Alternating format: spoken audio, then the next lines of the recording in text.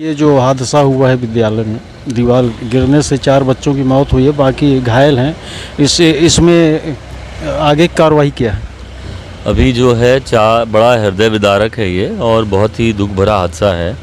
ये जो दीवार अचानक जो है ढह गई और उसमें सभी लोग बच्चे वहाँ से गुज़र रहे थे स्कूल वापस जाने वाले अपने घर की तरफ, तो उसमें से 4 बच्चों की डेथ हुई है। एक अभी हॉस्पिटल में संजय गांधी मेडिकल कॉलेज में हैं और उनके साथ जो एक महिला थी प्रजापति, वो भी अभी उनका पैर में फ्रैक्चर है, वो ठीक है, अभी उनका इलाज चल रहा है।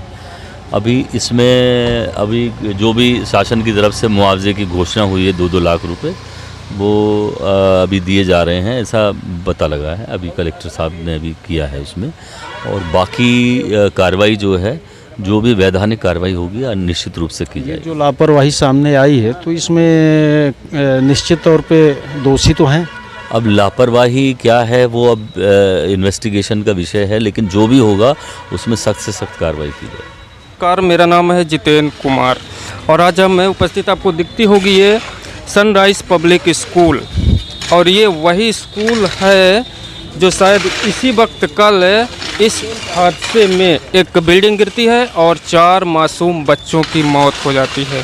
दोस्तों, ये खबर सुनते ही आपका दिल और रूह दोनों कांप गई होंगी कि इस विद्यालय के जो भवन है, इसके गिरने से जो रास्ते में बिल्डिंग थी तो 4 बच्चों की मौत हो जाती है। पूरा प्रशासनिक अमला यहाँ उपस्थित हो जाता है आनन फानन में, लेकिन सबसे बड़ा सवाल ये है दोस्तों कि आखिर इस स्कूल पर क्या कार्रवाई होगी कि नहीं होगी।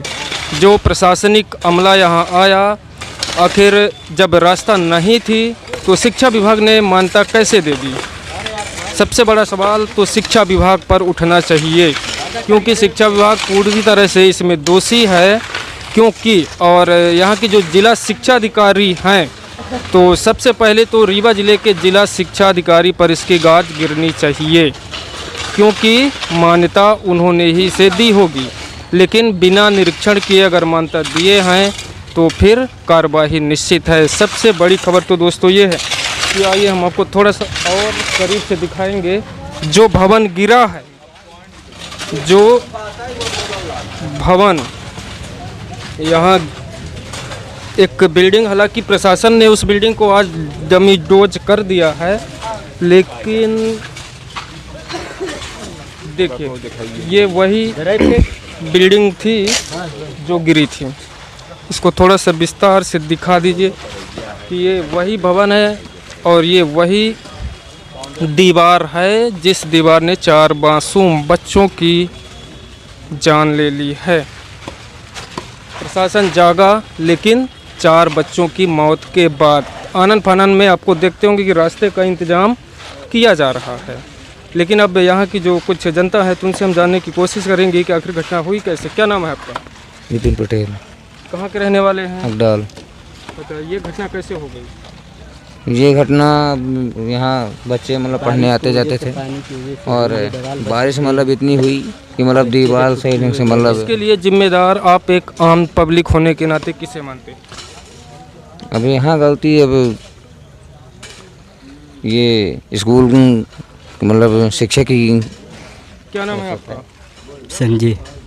इस घटना के लिए जिम्मेदार एक आम पब्लिक होने के नाते किसे हम लोग का जिम्मेदार क्या होंगे? हम लोग खुद लेबर है।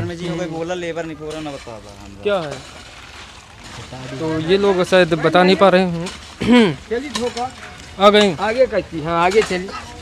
तो आपको ये मैं पूरी घटना, यह गंभीर हादसा हुआ। दीवार गिरने से 4 बच्चों की मौत हो गई। अभी 2 हॉस्पिटल मेडिकल कॉलेज में भर्ती हैं। प्रशासनिक अमला जब जागता है जब कोई गंभीर हादसा होता है। इसी कड़ी में यहाँ पे पूर्व विधायक श्रीमती शीला त्यागी जी मौजूद हैं और वो घटनास्थल का निरीक्षण और मृतक के परिजन से मुलाकात करने के बाद यहाँ पर आइए। मैं जानना चाहता हूँ, आप पूर्व विधायक रह चुकी हैं और ये जो घटना घटी है, इस घटना के संबंध में आप किसको दोषी मानती? देखिए, सबसे बड़ी बात तो जो घटना घटी है बहुत ही पीड़ादायी है, कष्टदायी है। पूरे क्षेत्र में शोक की जो लहर छा गई है। 4 मासूम बच्चे अपनी जीवन लीला कभी सोचे भी नहीं होंगे माँ बाप, उन्होंने इतनी बड़ी घटना है। सबसे बड़ी जिम्मेदारी तो ये जो पुरानी अपनी नेशनल हाईवे है इसमें नाली नहीं होना, और सड़क जो है वो पूरी तरह से बस्ती से लगी हुई है, और जितना बारिश का पानी है सारा का सारा स्कूल के तरफ जाता है, और ये नौनिहाल बच्चे इसी में पानी से गुजरते थे। और जो पुरानी दीवार थी, ये एक तो ये उदाहरण है, यहाँ बहुत सारी गढ़ में बहुत सारी पुरानी जो बिल्डिंग्स है वो भी धराशायी होने की कगार पर है, और शासन प्रशासन तभी जागता है जब कोई ना कोई घटना हो जाती है। पूरी तरह से जिम्मेदारी जो है प्रशासन की है, अगर संज्ञान में सही टाइम से लिया जाता तो ये दर्दनाक घटना नहीं होती। जबकि अभी मैं परिजनों से मिली, उन्होंने कहा था कि हमने कहा था कि दीवार गिर जाएगी, हमारे बच्चे वहीं खेलते हैं, वहीं से आना जाना होता है, तब भी ध्यान नहीं दिया गया। प्रशासन की ये चूक है, और मैं चाहती हूँ कि प्रशासन इसको सीरियस ले और गंभीरता से विचार करते हुए, और यहाँ की जो सड़क है उस सब जगह गांव-गांव में नाली बन गई, लेकिन नेशनल हाईवे की सड़क के किनारे जबकि इतनी पुरानी सड़क है, यहाँ तो नाली बनना बहुत ज़रूरी है। नहीं तो ये तो सबके घरों में गिरेगा, पानी जाएगा पूरा, और ढाल ही है, और किसी न किसी का फिर घर गिरेगा और कोई ना कोई दब के फिर अपनी जीवन लीला समाप्त कर लेगा। ऐसे यहाँ पर एक और सरस्वती स्कूल है, वहाँ की भी काफ़ी पुरानी बिल्डिंग है, वहाँ लोग शिकायत कर रहे हैं, वहाँ कई बच्चे मतलब सैकड़ों बच्चे पढ़ रहे हैं, वो भी ऐसी स्थिति में वो भी गिर सा। अभी मैं मिली लोगों से, यहाँ स्थानीय लोगों ने बताया कि उसकी दीवार भी गिरने वाली है, उनको नोटिस भी दिया जा चुका है, बोला जा चुका है, लेकिन आज तक कोई भी प्रशासन की तरफ से कोई कार्रवाई नहीं हुई। इस घटना में कहीं न कहीं शिक्षा विभाग भी दोषी है, क्योंकि अगर मान्यता दिया जाता है तो उसका जो है बहुत सारे फार्मूला होता है, लेकिन 4 कमरे में 8वीं तक विद्यालय चल रहा है, 200 से ऊपर बच्चे हैं। क्या मानना आपका? अब इस समय तो देखिए 10 सालों से जो सरकार चल रही है वो तो इसी में भ्रष्टाचार में ही लिप्त है पूरी तरह से।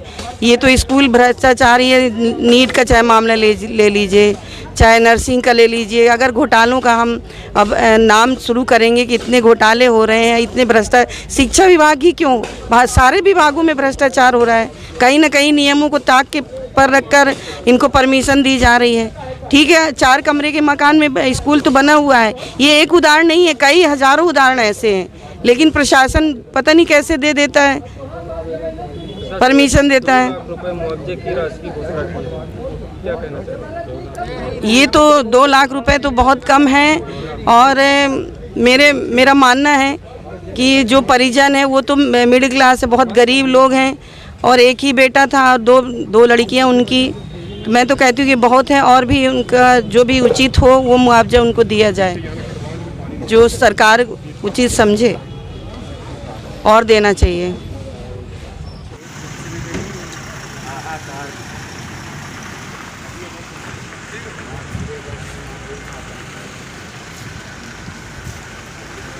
मैडम